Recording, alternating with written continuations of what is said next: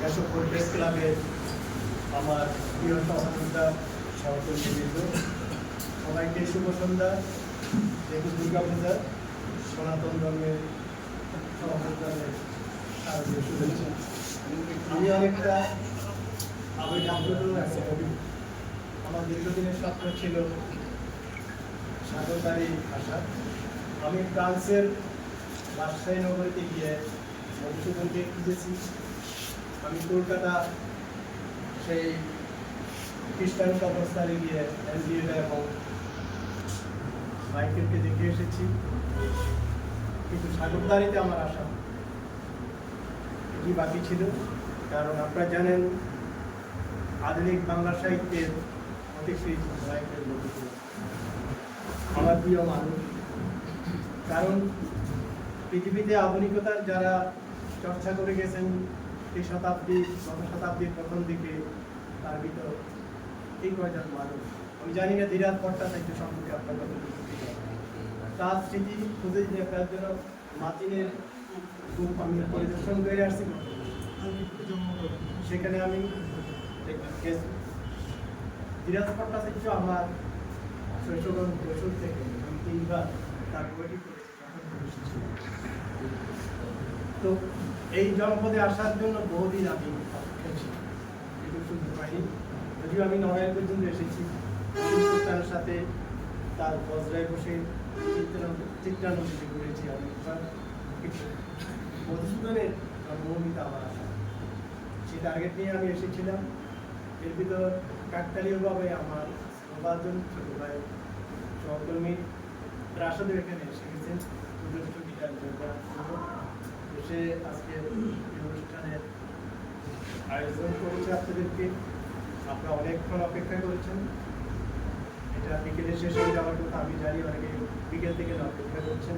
আমি দুঃখিত, আসলে আপনাদের যে ভালোবাসা এই গভীর রাত পর্যন্ত অবসরের জন্য এটা অনেক রাত এখনো অপেক্ষা করছেন আমার কথা শোনার জন্য। আমি আমার বক্তব্য, আপনাদের যে বক্তব্য এতক্ষণ আমি শুনেছি, 3টা পয়েন্ট এসেছে। একটি হচ্ছে পেশাগত মান উন্নয়নের জন্য প্রশিক্ষণ, আরেকটা হচ্ছে আপনাদের অবকাঠামোগত সমস্যার সমাধান, আরেকটা হচ্ছে যেটি আমার বন্ধু মীর আব্দুল আলিম একটু আগে ইঙ্গিত দিয়ে গেছেন। আমি যখন জয়েন্ট সেক্রেটারি ছিলাম বিপ্লবের আগে, 5ই অগস্টের আগে, তখন আমাদের ওই কমিটিতে একটি সিদ্ধান্ত হয়েছিল। সেই সুখবরটা আপনাদেরকে দিয়ে আমার বক্তব্য শুরু করছি। একটা সিদ্ধান্ত ছিল, যেহেতু আমরা প্রেস ক্লাবকে জাতীয় প্রেস ক্লাব দাবি করি, সেক্ষেত্রে বাংলাদেশের সকল প্রেস ক্লাবকে একটি আমব্রেলার নিচে নিয়ে আসে। তো সেখানে আমরা প্রথম হচ্ছে আমাদের ডিসিশন ছিল বিভাগীয় প্রেস ক্লাবগুলোকে, দ্বিতীয় পর্যায়ে জেলা প্রেস ক্লাবগুলোকে, তৃতীয় পর্যায়ে উপজেলা প্রেস ক্লাবগুলোকে জাতীয় প্রেস ক্লাবের আওতায় নিয়ে আসে। এবং সেটা সিস্টেম হতো, যারা এখানে প্রেসিডেন্ট এবং সেক্রেটারি নির্বাচিত হবেন বিভাগীয়, জেলা এবং উপজেলা পর্যায়ে, তারা পদাধিকার বলে জাতীয় প্রেস ক্লাবের ম্যানেজিং কমিটি মেম্বার থাকবে। আর অন্যরা জাতীয় প্রেস ক্লাবে যখন যাবেন ঢাকাতে, জাতীয় প্রেস ক্লাবের যে সমস্ত সুবিধাগুলো প্রেস ক্লাবের সদস্যরা এনজয় করেন, আপনারাও এনজয় করতে পারবেন। শুধু আপনাদের ভোটাধিকারটা থাকবে, ভোটাধিকার থাকবে অনলি প্রেসিডেন্ট এবং সেক্রেটারি, যেহেতু তারা আপনাদের নির্বাচিত করবেন। তবে সেখানে আমাদের একটা কথা ছিল, প্রত্যেকটা উপজেলায়, প্রত্যেকটা জেলায়, কোনো কোনো বিভাগে একাধিক প্রেস ক্লাব আছে। কোনো কোনো জেলায় 5টাও আমি পেয়েছি। তো আমাকে তখন দায়িত্ব দেওয়া হলো যে আপনি সমস্ত বাংলাদেশের প্রেস ক্লাবগুলো, বিশেষ করে বিভাগীয় প্রেসগুলো কিছুতে যোগাযোগ করে কথা বলেন, তাদের মতামত দেন। আমি স্টার্ট করেছিলাম। এর মধ্যে 5ই অগস্টের সেই ঐতিহাসিক বিপ্লব ঘটে গেছে বাংলাদেশে। যেহেতু এখন আমাদের বর্তমান যে কমিটি আছে, এটা অনেকটা কোঅপ কমিটি, কেউ কারাগারে, কেউ বিদেশে পালিয়ে গেছে, কেউ দেশের বাইরে, কেউ আত্মগোপনে আছে। এটা কোঅপ কমিটি। কোঅপ কমিটিতে আমি এই বিষয়টা নিয়ে ডিসিশন নিতে চাচ্ছি না। আমি এই জন্য কোনো ম্যানেজিং কমিটি করতেছি না। আগামী ডিসেম্বরে আমাদের আবার ইলেকশন আছে। ইলেকশনের জন্য নতুন কমিটি আসবে। নতুন কমিটি আমি প্রথম মিটিং এটা উপস্থাপন করব এবং আশা করি আমি যদি নির্বাচিত হই, ডিসেম্বরে আমাদের ইলেকশনের কথা আছে, আমি আবার জেনারেল সেক্রেটারি পদে ইলেকশন করব। আপনাদের দোয়ায় যদি আমি আবার আশীর্বাদে আবার আসতে পারি, প্রথম মিটিংয়ে সেটা স্থাপন করতে, যেহেতু অনেকটা গ্রাউন্ড ওয়ার্ক আমি করে রেখেছি। আমি এই পর্যন্ত খুলনা, বরিশাল, চিটাগং, কক্সবাজার, সিলেট, আজকে এখানে আসলাম। তারপর হয়তো আমি যশোর প্রেস ক্লাবের কথা বলবো। তো আমি যে মতামত পেয়েছি, ভালো রেসপন্স পেয়েছি এবং অনেকে এটাকে অ্যাপ্রিসিয়েট করছেন এবং খুব ভালো রেসপন্স করেছেন এবং আমি বলার আগে অনেকে এটা আপনারা দাবি করছেন। যেহেতু আমরা জাতীয় প্রেস ক্লাব দাবি করি, কেন এই প্রেস ক্লাবগুলো আমাদের আওতার মধ্যে থাকবে। এই টার্গেটকে নিয়ে আমি আমার এক উদ্যোগে যখন ব্রাহ্মণবাড়িয়া প্রেস ক্লাবকে জঙ্গি হামলা হলো, জ্বালিয়ে দেওয়া হলো, সেখানে আমরা নিজের প্রতিবাদ করেছি, প্রতিবাদ সমাবেশ করেছি, প্রশাসনকে আমরা খুব প্রেশার ক্রিয়েট করেছি, সেটার প্রতি অ্যাকশন নিতে হবে এবং যথাযথ অ্যাকশন নেওয়া হবে। যাই হোক, আমি আপনাদের কথা দিয়ে যাচ্ছি, জাতীয় প্রেস ক্লাব পর্যায়ক্রমে হয়তো আপনাদের পর্যন্ত আসতে একটু সময় লাগবে। প্রথম আমরা বিভাগগুলোকে নিয়ে নেব, তারপরে জেলাগুলো, তারপরে উপজেলা। আপনার শুধু একটি জিনিস খেয়াল রাখবেন, যাতে আপনাদের মধ্যে বিভাজনটা না, বিভাজন হলে আমাদের জন্য একটু কঠিন হয়। কোনটাকে নেব, আপনার নেতৃত্বাধীন ওটাকে নেব না ওনার নেতৃত্বাধীন ওটাকে, সেটা আমাদের জন্য একটু কঠিন হবে। আপনার শুধু আপনাদের ঐক্যটা বজায় রাখবেন। 2 নম্বর হলো প্রশিক্ষণের বিষয়, এটা একটা গুরুত্বপূর্ণ বিষয়। আজকে আমাদের প্রফেশনের, একটু আগে আমার বন্ধু মীর আব্দুল আলিম যেটা বলে গেলেন, আমাদের মেন প্রবলেম হচ্ছে আমাদের গুণগত এবং মানসম্পন্ন সাংবাদিকতা খুব কঠিন সময় যাচ্ছে। কারণ গত 16 বছরে এখানে সাংবাদিকতার নামে কী হয়েছে সেগুলো আপনার জানেন। আমিও সেই ধারারই একজন সাংবাদিক, কিন্তু আমি প্রতিবাদ মুখর ছিলাম সবসময়, কিন্তু আমার প্রতিবাদের কোনো কাজ হয়নি। তো কাজ না হওয়ার এখন আমাদের একটু ঐতিহাসিক সুযোগ এসেছে, সেই সুযোগটাকে আমাদের কাজে লাগাতে হবে। আপনাদের প্রশাসন যেমন সংস্কার করছে, আমাদের মধ্যে সংস্কার আসবে। আমরা অন্যায়ের প্রতিবাদ করব, সাদাকে সাদা বলবো, কালোকে কালো বলবো। কারণ আমরা রাষ্ট্রের চতুর্থ স্তম্ভ করে নিজেদেরকে দাবি করি। আর সেটা যদি আমরা বাস্তবায়ন করতে পারি, আমরা যদি আমাদের সেই দৃঢ় অঙ্গীকার ধরে রাখতে পারি, আমার মনে হয় 3টা সেক্টর যদি বাংলাদেশে সঠিকভাবে পরিচালিত হয়, স্বচ্ছতা, জবাবদিহিতা থাকে, তাহলে বাংলাদেশে আমি মনে করি দুর্নীতি, ঘুষ, ক্রাইম 50% হবে। সেটা হচ্ছে কোর্ট কাছারি, আরেকটা হচ্ছে সাংবাদিকতা, আরেকটা হচ্ছে পুলিশ বাহিনী। এই 3টা জিনিস যদি ঠিক হয়ে যায়, বাংলাদেশ 50% ক্রাইম আপনার আমি মনে করি কমে যাবে। তো সেক্ষেত্রে ওই 2টা দায়িত্ব আপনারা আমার, কিন্তু আমি আপনি আমরা আমাদের সাংবাদিকতাকে এমন একটা স্টেজে আনতে হবে। বহু সমস্যার সমাধান হয়েছে দেশে সাংবাদিকতার লেখনির কারণে, হাজার হাজার নথি আছে। আবার এটাও ঠিক, বহু সমস্যা ঠিক হচ্ছে অবসাংবাদিকতা। এই জিনিসটা যদি আমরা মাথায় রাখি, তাহলে অনেক কিছু ছিল। তবে হ্যাঁ, অবসরে সে সাংবাদিকতা খুব কঠিন।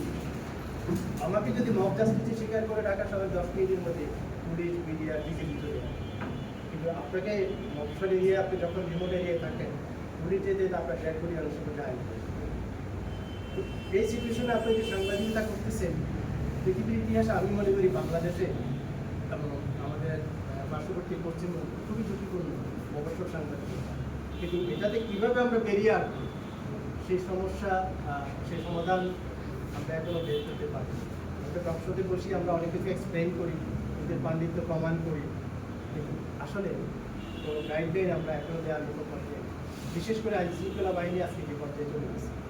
5ই আগস্টের পরে বাংলাদেশের মানুষের যে অসুস্থতা, মেন্টাল অসুস্থতা, এগুলো থেকে আমরা কবে বেরিয়ে আসতে পারবো, কবে কী করতে পারবো, এটা একটা বিষয়। তবে আমি বিশ্বাস করি, আমি রাশেদকে আজকে 20 বছর 15 বছর আগে একটু পরামর্শ দিয়েছিলাম যে সাংবাদিকতাটাকে এনজয় করতে হবে।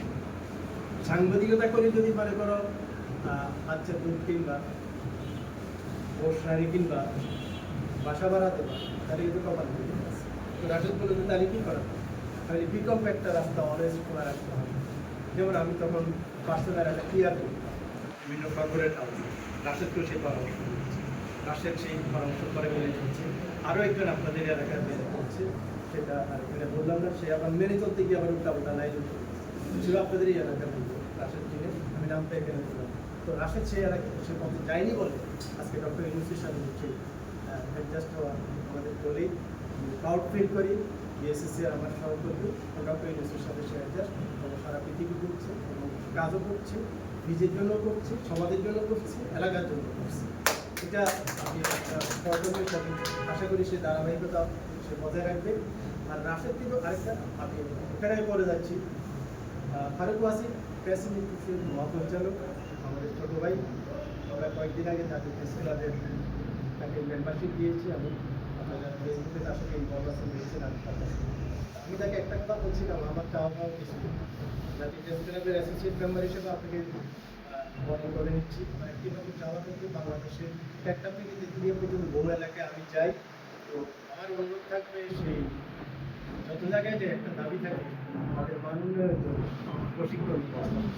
তো আমি অলরেডি দুটো জায়গায় তাদের দাবি করিয়েছি, একটা হচ্ছে টেকনা আর হচ্ছে তার। আমি কাল পরশু ঢাকাতে গিয়ে আপনাদের আশা করি আমার কথা শুনবেন, সেটা আমি করবো। তৃতীয় যে পয়েন্টটা আপনাদের এখানে আসছে, আপনাদের অবকাঠামোগত বিষয়। তো এই ক্ষেত্রে আমার একটা দুর্বলতা আছে, মানে আমি এই ক্ষেত্রে আমাদের রাশেদ যতটুকু করতে পারবে সেটা আমি পারবো না। কারণ আপনাদের কাছে আপনারাও বক্তব্যে হয়তো জানেন না, এড়িয়ে গেছেন, এখানে অনেকে করতে পারেন নাই। উনিও খুবই রাশেদের সাথে ঘনিষ্ঠ, আমি যতটুকু দেখতে দিচ্ছি। রাশেদ কিন্তু এদেশে ইকোনমিক রিপোর্টারদের যে সংগঠন, ইকোনমিক রিপোর্টার্স ফোরাম, এটার দুইবার সে এটা জেনারেল সেক্রেটারি। আর এখানে কারা থাকে জানেন? যারা বিজনেস ম্যাগনেটদের সাথে ইনভলভ থাকে, কর্পোরেট হাউসগুলোর সাথে ইনভলভ থাকে, তাদের সাথে রাষ্ট্রের ভালো যোগাযোগ আছে। এখন সময় খুব কম, অন্তর্বর্তীকালীন সরকার যদি কিছু না করে যেতে পারে, উনি যে কোনো একটা বিজনেস ম্যাগনেটকে যদি বলে যে আমার জন্মভূমি কাশিমপুরে একটা প্রেস ক্লাব আছে, যেটা 5ই আগস্টের পরে অনেক ক্ষতিগ্রস্ত হয়েছে, আমি দৃঢ় বিশ্বাস রাশেদ যেখানে আছে মিন্টু রোডে, ওখান থেকে এই কথাটা বলার পরে কেউ না বলবে। চ্যালেঞ্জ এই দায়িত্বটা রাশেদের উপর দিলাম। বাকি যেটা আমি একটা তো আপনাদের যাওয়ার আগে বলে দিলাম, আপনারা শুধু ঐক্যবদ্ধ থাকবেন। আগামী 1 বছরের মধ্যে আপনার জাতীয় প্রেস ক্লাবের আওতায় চলে আসবেন। 2 নম্বর হলে ফারুক ওয়াসিমের সাথে আমি কয়েকদিনের মধ্যে কথা বলবো, আপনাদের যাতে মান উন্নয়নের প্রশিক্ষণের জন্য ব্যবস্থা করবো, সেগুলো আশা করি হয়ে যাবে। তারটা আমি রাশেদের উপর দিয়ে দিলাম, আপনাদের এলাকার কৃতি সন্তান, আশা করি সে পারবে। আর জাতীয় প্রেস ক্লাবে আপনার আমি একটু বলে রাখছি, যখনই যাবেন জাতীয় প্রেস ক্লাবে আপনারা আমাদের সাথে যোগাযোগ করবেন, দেখা করবেন। আসা যাওয়াটা অভ্যাস শুরু করে দিন, যেহেতু কিছুদিন পরে আপনাদেরকে পালন করে দিয়েছি, ওখান থেকে আসা যাওয়া শুরু করেন। আমি ওখানে বসি, আমি আসা যাওয়া করতে থাকি, কখনো বিএসসি, কখনো সচিবালয়, কখনো প্রেস ক্লাবে। আমার নাম্বারটা কালেকশন করে দিলে আমার ভিজিটিং কার্ড ব্যাংকে আসে দিয়ে দেবো। তো আপনাদের সবাইকে আজকে আমাকে এইভাবে বরণ করে নেওয়ার জন্য আবারও ধন্যবাদ জানাচ্ছি। আপনাদের সুস্বাস্থ্য দীর্ঘায়ু কামনা করছি।